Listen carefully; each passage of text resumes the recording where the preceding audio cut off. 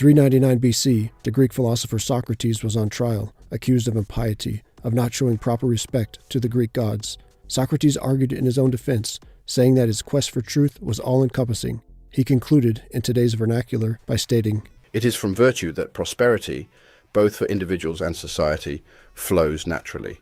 This is the core of my teachings." Virtue is defined at dictionary.com as moral excellence and acting in accordance. Socrates stated that it was a virtue that ultimately brought prosperity to individuals and to the collection of individuals known as society. Makes sense. Absent lies and manipulation, everything can run smoother, more harmoniously. Yet the so-called authorities of today do not seek widespread prosperity, but rather to insulate themselves at the expense of others. They operate not according to virtue, but to falsehood. Consider the crusade Massachusetts Senator Elizabeth Warren is on. There's a new threat out there. It's crypto. Warren is trying her damnedest to vilify technology because that technology undermines establishment control. 4 months ago, our Why We Build segment detailed Warren's efforts to target crypto through a bill. We noted, the proposed legalese targets anonymity-enhancing cryptocurrencies, crypto ATMs, mixers, miners, self-custody wallets, and, if they left anyone out, any other person facilitating or providing services relating to the exchange, sale, custody, or lending of digital assets. One commenter said unequivocally, it would impose a de facto ban on crypto in the USA. Since then, Warren has kept up her efforts. In recent weeks, her bill gained attention because 5 more senators signed on, bringing the total to 19, who are now on record supporting this draconian legalese. Warren says she's driven by the need of those at the Treasury Department. Her bill, by the way, would empower FinCEN, which is part of the Treasury Department, to have more enforcement muscle, to classify cryptocurrency endeavors and coders as financial institutions, and thus be subjected to their decrees. What the Treasury employees told her isn't a surprise. It's akin to asking the schoolyard bully if they want to expand their operations from the playground to the hallway. To try to make her perspective seem the norm, Warren has invited for input the very people who have the most to gain from her bill. We had a long table with the CEOs of all of the largest banks in this country. And when I asked the question, should the rules that apply to their banks, should the same rules be put in place, every single one of them said, absolutely. One of those people was Jamie Dimon, who heads up the largest bank in the world by market capitalization. His thoughts? I've always been deeply opposed to crypto. If I was the government, I'd close it down. Of course, Dimon and his fellow bankster execs want to curtail their competition. Warren also invited for input a lawyer named Wiseman, whom she called an expert, in her press release.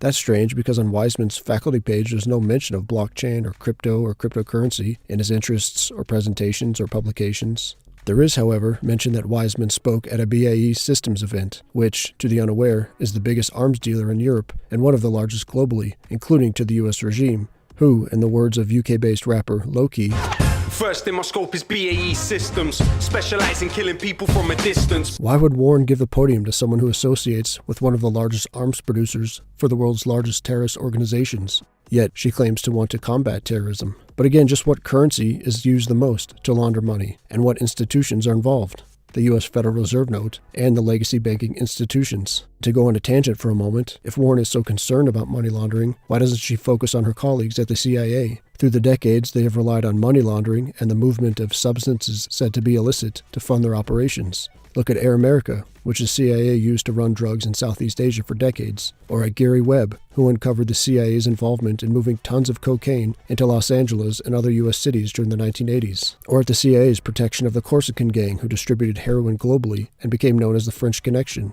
Or the fact that Afghanistan's opium yield was the highest under their watch. To claim to care about terrorism and money laundering and not point the finger at the biggest culprits, her DC-based colleagues, is flatly disingenuous and absent of virtue. But to be fair, despite Warren's deception, she has uttered some truth. There's a new threat out there. It's crypto. Crypto is a threat to the establishment, which is why Warren has been so strident and why she so liberally uses terms like terrorism and money laundering. Terrorism, money laundering. To attempt to redirect and set the narrative. But Warren and her establishment cronies overestimate their own abilities and underestimate the abilities of those they have so long manipulated. Even if Warren's bill were to pass, and I think that's a stretch, it cannot be enforced without compliance. Cryptocurrency presents a peaceful, effective means to bypass corrupt, destructive institutions, and more people are waking up to that fact. We can build something better, and maybe, just maybe, those who today act without virtue will ditch their old ways and join us.